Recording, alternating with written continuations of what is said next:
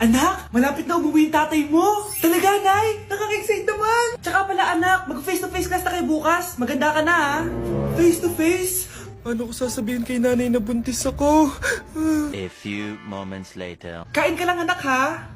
Sige po, Nay.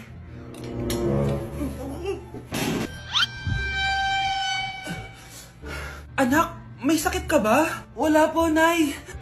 Buntis ka? Opo, Nay. Kaya di po ako pwede mag-face-to-face. Paano ka mabubuntis wala ka naman jowa? Meron po akong jowa, Nay. Tinago ko po sa inyo. Okay lang yan, anak. Tanggap pa rin kita.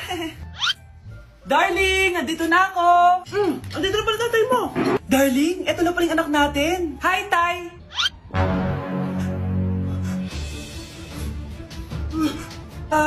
May problema ba? Darling, magpapaliwanag ako. Nay, siya po yung sinasabi ko na boyfriend ko.